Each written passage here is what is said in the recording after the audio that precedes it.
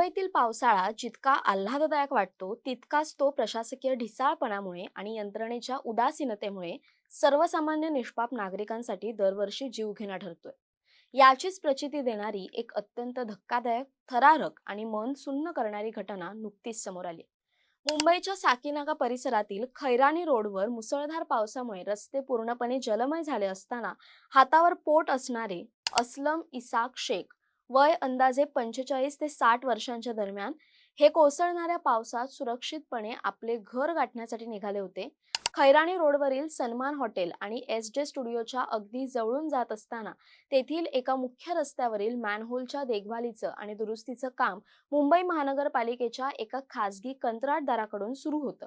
अत्यंत बेजबाबदार कंत्राटदाराने कामाच्या ठिकाणी सुरक्षेचे कोणतेही नियम न पाळता, नागरिकांना सावध करण्यासाठी कोणतेही बॅरिगेड्स न लावता किंवा कोणताही धोक्याच्या सूचनांचा फलक न लावता तब्बल 25 फूट खोल मॅनहोलचे मुख्य झाकण उघडेच ठेवले होते.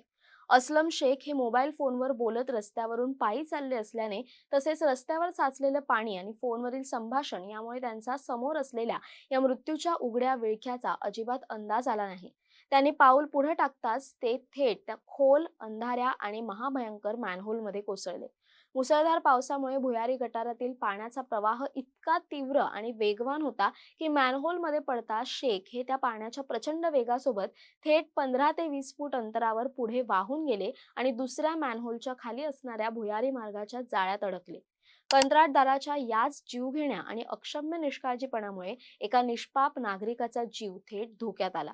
हा अंगावर काटा आणणारा प्रकार तिथे उपस्थित असलेल्या काही प्रत्यक्षदर्शी नागरिकांच्या निदर्शनास येताच परिसरात एकच खळबळ माजली आणि नागरिकांनी स्थानिक पोलीस आणि मुंबई अग्निशामक दलाला या घटनेची माहिती दिली. घटनेचं गांभीर्य ओळखून मुंबई अग्निशामक दल, पोलीस प्रशासन, पालिकेचे आपत्ती व्यवस्थापन पथक आणि 108 रुग्णवाहिका पथक तातडीने घटनास्थळी दाखल झाले आणि त्यांनी संयुक्तपणे युद्ध पातळीवर अत्यंत प्रतिकूल परिस्थितीत रेस्क्यू ऑपरेशन म्हणजेच बचाव मोहीम सुरू केली. प्राथमिक शोधादरम्यान मॅनहोलच्या अगदी कडेला अन्सारी यांची छत्री आणि चप्पल मिळून आली, ज्यावरून ते त्या खोल गटारात पडल्याची खात्री झाली. पाण्याचा प्रवाह अत्यंत वेगवान असल्यामुळे आणि भुयारी गटारात प्रचंड अंधार असल्याने बचाव पथकाला आत उतरून शोध घेताना सुरुवातीला खूप मोठ्या अडचणींनाच सामना करावा लागला. तेथे काम करणाऱ्या खासगी कंत्राटदाराच्या 3 कर्मचाऱ्यांनी सुरुवातीला मॅनहोलमध्ये शिडी उतरवून शेख यांना वाचवण्याचा प्रयत्न केला, पण पाण्याचा प्रवाह त्यांना वाहून घेऊन गेला होता. अखेर 3 तासांच्या अथक परिश्रमानंतर आणि शर्थीच्या प्रयत्नानंतर बचाव पथकाला असलम शेख यांचा मृतदेह मॅनहोलमधून बाहेर काढण्यात यश आलं, पण तोपर्यंत खूप उशीर झाला होता. खोल पाण्यात गुदमरल्यामुळे त्यांची प्राणज्योत मालवली होती. त्यांना तातडीने रुग्णालयात नेण्यात आलं, परंतु डॉक्टरांनी तपासून त्यांना उपचारापूर्वीच मृत घोषित केलं. या भीषण दुर्घटनेची माहिती मिळताच शेख यांच्या कुटुंबियांनी आणि नातेवाईकांनी घटनास्थळी धाव घेतली. त्यांच्या आक्रोशाने संपूर्ण परिसर हेलावून गेला होता. प्रशासनाच्या आणि कंत्राटदाराच्या ढिसाळ कारभारावर अत्यंत संतप्त शब्दांत कडाडून टीका करताना अन्सारी यांच्या भावाने सांगितलं की काम करणाऱ्या बेजबाबदार लोकांना सर्वसामान्यांच्या जीवाची काहीही किंमत नाही. त्यांनी नागरिकांच्या सुरक्षेसाठी कोणतीही खबरदारी न घेतल्यामुळेच आज माझ्या निष्पाप भावाचा नाहक बळी गेलाय. विशेष म्हणजे मुंबईत मॅनहोल उघडे राहिल्यामुळे नागरिकांचा जीव जाण्याची ही काही पहिलीच घटना नाही.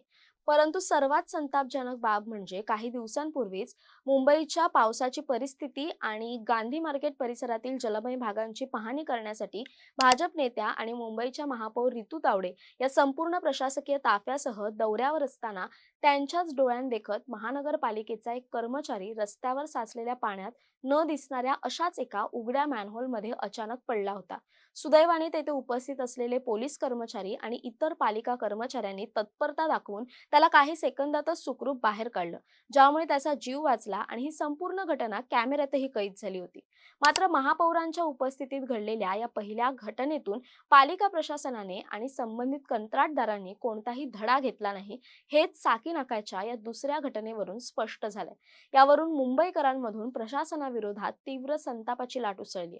या दुर्दैवी घटनेनंतर मुंबईतील राजकीय आणि प्रशासकीय वर्तुळात आरोप प्रत्यारोपांच्या फैरी झडू लागल्या. मुंबईचे उपमहापौर संजय घाडी यांनी या संपूर्ण प्रकरणात थेट मुंबई महानगरपालिकेच्या वरिष्ठ प्रशासनाला जबाबदार धरत आयुक्त अश्विनी भिडे यांच्यावर अत्यंत गंभीर आरोप केलेत आणि त्यांच्या तातडीच्या राजीनाम्याची आग्रही मागणी केली. संजय घाडी यांनी अत्यंत तीव्र शब्दांत प्रशासकीय अनास्थेचा निषेध करताना म्हटलंय की अशा प्रकारच्या उघड्या आणि असुरक्षित मॅनहोल्समुळे नागरिकांच्या जीवाला मोठा धोका निर्माण होऊ शकतो याची पूर्वकल्पना प्रशासनाला आधीच देण्यात आली होती, तरीही वरिष्ठ अधिकाऱ्यांनी या संवेदनशील विषयाकडे जाणीवपूर्वक दुर्लक्ष केलं. कंत्राटदार आणि अधिकाऱ्यांच्या या हलगर्जीपणामुळे अजून किती निष्पाप मुंबईकरांचे बळी घेणार आहात असा सवाल त्यांनी उपस्थित केला. या वाढत्या दबावानंतर महापौर रितू तावडे यांनी स्वतः स्पष्टीकरण देत म्हटलंय की इतक्या मुसळधार पावसात मॅनहोल ओपन करून काम करण्याचं कारण काय होतं, तसेच वॉर्ड ऑफिसरलाही या कामाची कोणतीही माहिती नव्हती, हे काम कुठल्या खासगी कंत्राटदाराने सुरू केलं होतं, सुरक्षेसाठी बॅरिकेड्स का लावले नव्हते आणि वर्क ऑर्डर नसतानाही हे काम का चालू करण्यात आलं याची सखोल चौकशी केली जाईल आणि दोषींवर कठोर कारवाई केली जाईल. आम्ही सध्या पूर्णपणे ऍक्शन मोडवर आहोत असं त्या म्हणाल्यात. दरम्यान या सर्व प्रकरणानंतर मुंबईच्या माजी महापौर किशोरी पेडणेकर यांनी देखील काही प्रश्न उपस्थित केलेत आणि टीका केली आहे. किशोरी पेडणेकर काय म्हणाल्यात ते आपण पाहूया. त्याच्यावर बॅरिकेड करायचं, त्याला जाळी टाकायची. ती जाळी उलटा समोसा कसा असते तशी जाळी असते. मागच्या वेळेला महापौरांच्या समोर व्यक्ती पडली, त्याची उलटी इन्क्वायरी चालली आहे.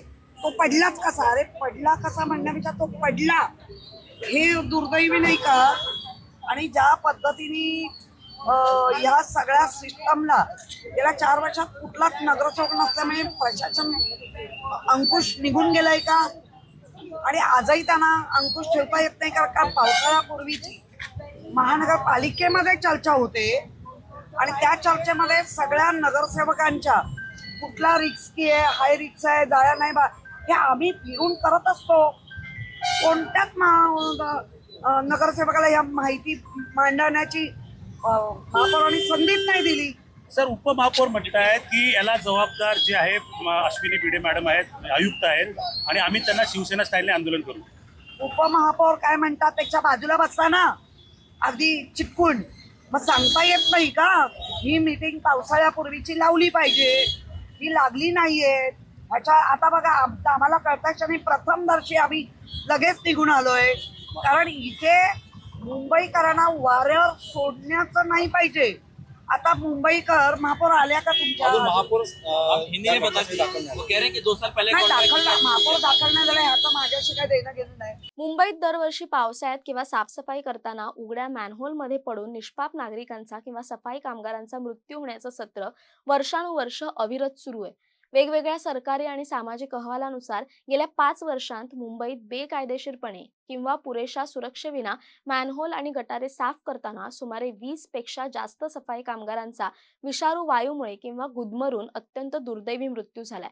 तसंच मुसळधार पावसात संपूर्ण रस्ते पाण्याखाली गेल्यानंतर उघडी मॅनहोल्स दिसत नसल्याने त्यामध्ये पडून नागरिक आपला जीव गमावतात. केवळ 2024 या एकाच वर्षात मुंबईत मॅनहोलमध्ये पडून तब्बल 7 जणांचा मृत्यू झाला होता आणि आता जुलै 2026च्या सुरुवातीलाच साकीनाका येथील घटनेने या मृत्यूच्या आकडेवारीमध्ये आणखी एका नावाची भर घातली.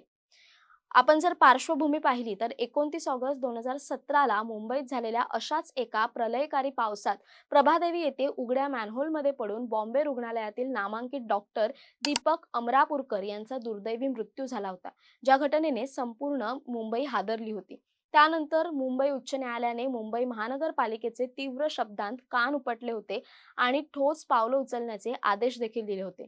मात्र कधी काही बेजबाबदार व्यक्तींच्या हलगर्जीपणामुळे तर कधी काही गर्दुल्ले किंवा भुरट्या चोरांकडून मॅनहोलची लोखंडी झाकणं चोरीला गेल्यामुळे हे मृत्यूचे सापळे उघडेच राहतात, ज्यावर पालिकेचे कोणतेही नियंत्रण राहिलेले नाही.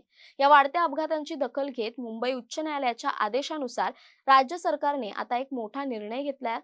रस्त्यांवरील खड्डे आणि उघड्या मॅनहोल्समुळे होणाऱ्या अपघातांमध्ये किंवा मृत्यूच्या प्रकरणांमध्ये पीडितांना नुकसान भरपाई देण्यासाठी एक विशेष समिती स्थापन केली होती. 2025 मध्ये हा निर्णय घेण्यात आला.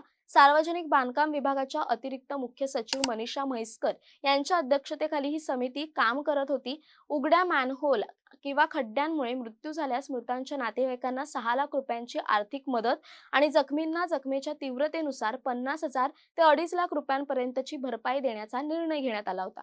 सर्वात महत्त्वाची बाब म्हणजे ही भरपाई दिल्यानंतर तज्ज्ञांमार्फत चौकशी करून हा सर्व खर्च दोषी अधिकारी, अभियंता किंवा संबंधित कंत्राटदाराकडून वसूल केला जाईल आणि ही समिती पावसाळ्यात दर 15 दिवसांनी बैठक घेऊन याचा आढावा घेईल, असा शासन निर्णय जारी करण्यात आला होता.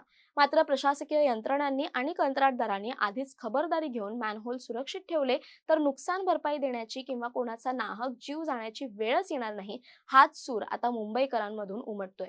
दरम्यान या सर्व घटनेबद्दल एक मुंबईकर म्हणून, एक सामान्य नागरिक म्हणून तुमच्या काय प्रतिक्रिया आहेत कमेंट करून नक्की कळवा. तसेच अशा नवनवीन व्हिडिओसाठी टाइम महाराष्ट्राला सबस्क्राईब करा. धन्यवाद.